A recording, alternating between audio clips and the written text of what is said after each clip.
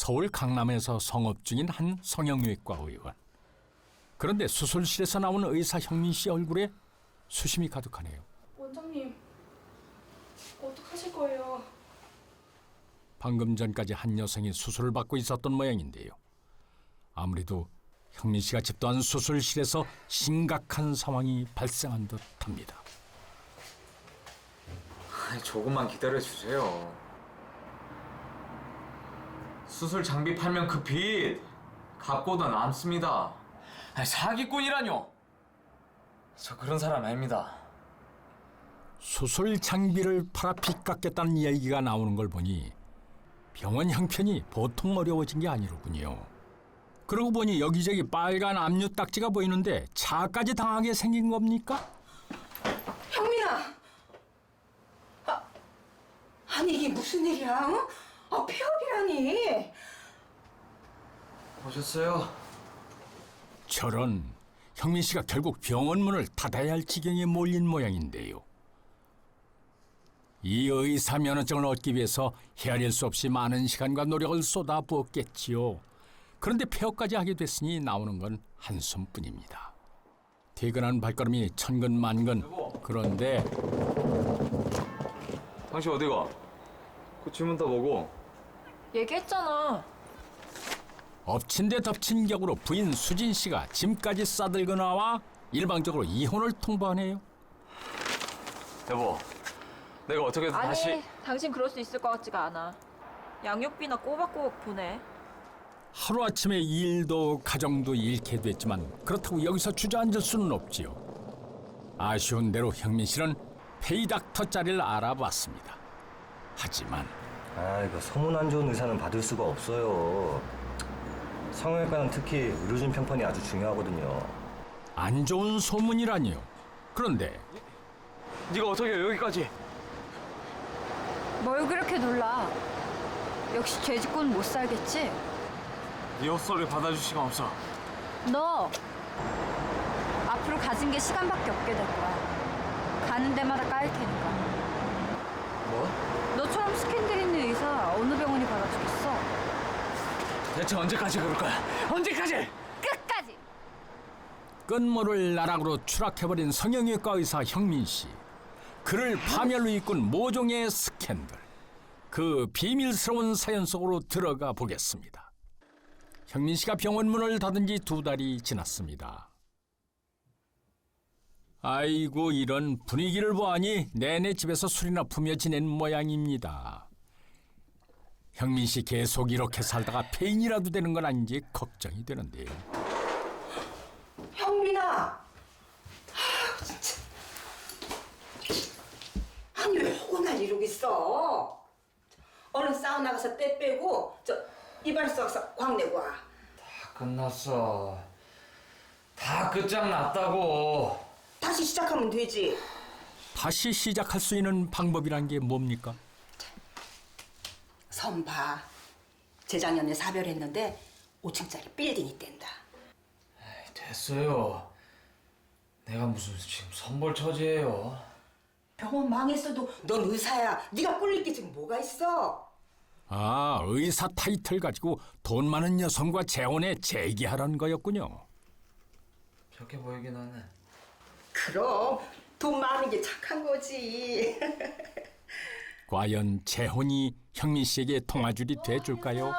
난데 우리 양 닥터가 선 보겠대. 그로부터 며칠이 지난 뒤 형민 씨가 말쑥하게 차려입고 오랜만에 외출다운 외출을 했는데요. 저 혹시 이정현 씨? 네, 안녕하세요. 양형민입니다. 안녕하세요. 이정현입니다. 정현 씨는 직업도 외모도 빠지지 않는 형민 씨에게 호감을 가졌고 결혼은 일사천리로 진행됐습니다. 성형외과 개원이었던 씨는 불미스러운 일로 인해 병원을 폐업하고 수억 원의 빚까지 떠안게 됩니다. 취업도 여의치 않던 상황에서 씨는 10수억 원대의 재산을 보유하고 있는 이정 씨와 재혼을 하게 됩니다. 이정 씨는 이정 씨의 도움을 받아 빚을 청산하고 지방의 성형외과 병원도 다시 열게 됐는데요. 그야말로 밑바닥까지 떨어졌다가 재혼을 통해 재기할 기회를 갖게 된 것입니다. 몇 달 뒤 형민 씨가 성형외과를 개업한 첫날. 원장님 저희 병원 첫 환자세요. 그래, 얼른 모셔요. 아니 이 여성은 도대체 얼굴에 어떤 문제가 어느 정도나 있기에 이렇게까지 빈틈없이 완전 무장을 한 것입니까? 보다 이런 환자 처음일 텐데요. 뭘 어떻게 도와드릴까요? 그런데 이 환자 어쩐지 수상하네요.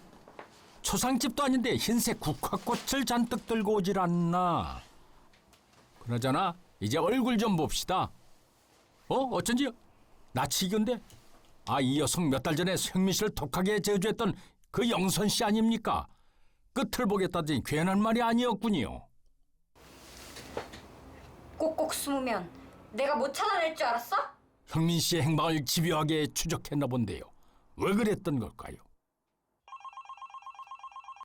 무슨 일이야? 그런데 바로 그 시간 하필이면 형민 씨 아내 정연 씨가 찾아왔네요. 간호사가 자리를 잠깐 비운 사이에 곧바로 진료실로 향하는 정연 씨. 여보, 병원 차려줬더니 첫날부터 이게 뭡니까? 여보. 부인이 바뀌었네. 뭐 하는 거야? 누구야?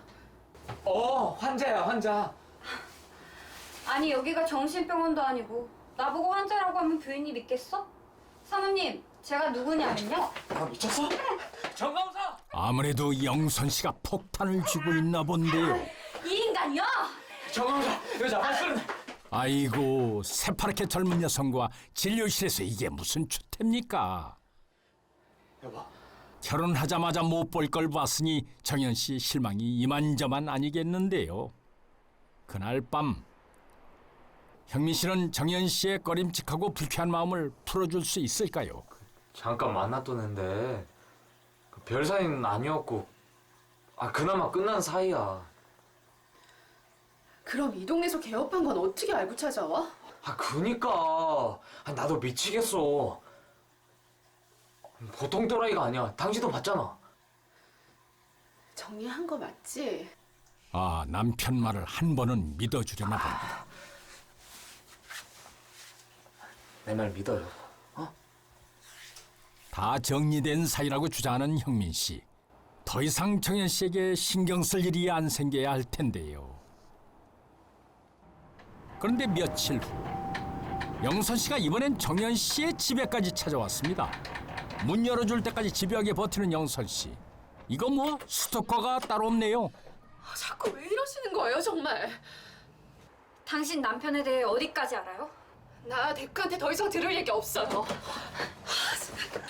당신은 완전히 속은 거야. 아니, 이게 무슨 소리입니까? 양형민 그 인간이 형민 씨에 대한 얘기를 듣고 정연 씨는 충격에 사로잡히는데요. 무슨 얘기를 들은 걸까요? 그로부터 며칠이 지난 뒤 모처럼 형민 씨가 집으로 손님을 모시고 온 모양입니다. 장모님, 배고프시죠? 정인이가 장모님 맛있는 거 해드린다고 준비하고 있어요.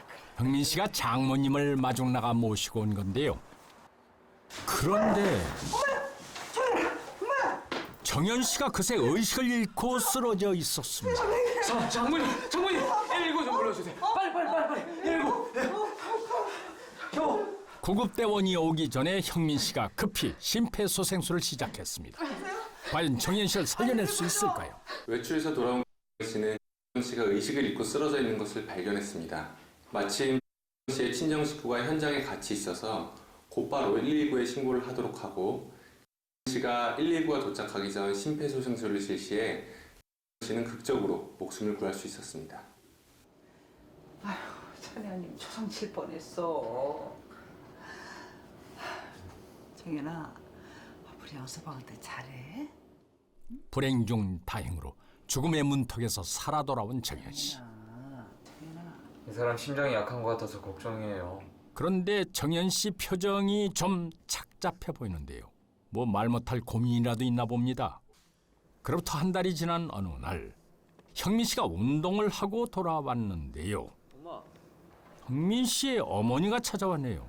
근데 왜 안 들어가고 있습니까? 형민아, 아니 아무리 두드려도 대답이 없어. 정연 씨가 분명 집에 있을 시간인데 안에서 한참 답이 없었다는군요. 정연 씨가 깜빡 잠이라도 든 걸까요? 여보. 소스라치게 놀란 형민 씨 모자. 집안에서 무슨 일이 벌어진 걸까요?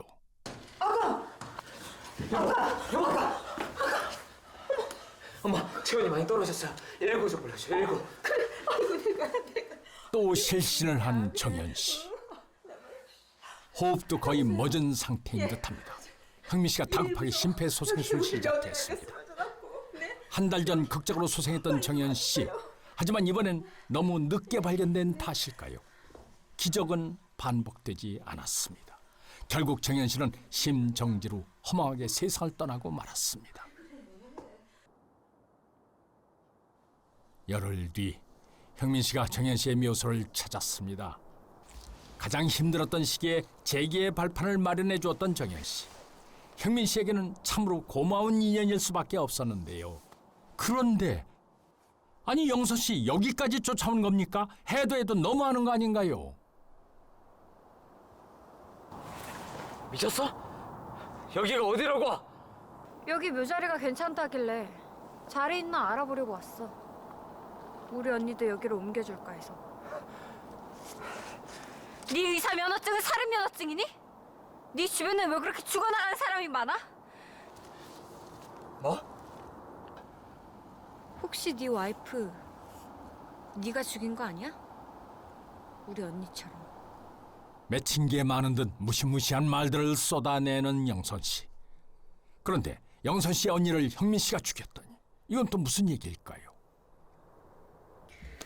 이야기는 10달 전으로 거슬러 올라갑니다. 잘하고 와. 걱정 마. 이렇게 돼서 나올게. 알았어. 영선 씨의 언니는 형민 씨가 운영하던 성형외과의 환자였습니다. 처진 얼굴에 피부를 당겨주는 미용 수술을 받게 되는데요. 비교적 간단한 수술이라기에 큰 걱정은 없었습니다. 생사가 좌우되는 위험한 수술이 아니기에 수술실에서도 별다른 긴장감이 감돌지는 않았는데요. 그렇게 형민 씨의 수술 뒤에 오르게 된 영주 씨. 프로포폴 20ml, 케타민 35ml. 네? 케타민 25ml죠, 원장님. 아니, 35ml. 그 마취가 확실히 돼야 되니까. 마취제 용량과 관련해 형민 씨의 지시에 이견의 여지가 있었을까요? 아무튼 형민 씨가 내린 지시대로 수면 마취제가 영주 씨에게 투여됐습니다. 그런데 잠시 후 영주 씨에게 쇼크가 왔습니다. 원장님, 어떡해요? 에피네프린, 빨리! 승합제가 투여되고 심폐소생술이 시작됐습니다. 하지만 영주 씨의 심장 박동은 돌아오지 않았습니다. 마취제 과다 투여로 인해 수술 도중 환자가 사망한 것입니다. 그때부터 형민 씨의 병원 앞에서 영선 씨는 1인 시위를 벌였습니다. 영선 씨는 형민 씨가 잘못을 인정하고 진심 어린 사과를 하기를 원했는데요. 하지만 형민 씨는 영선 씨의 요구를 받아주지 않았고 회피할 뿐이었습니다.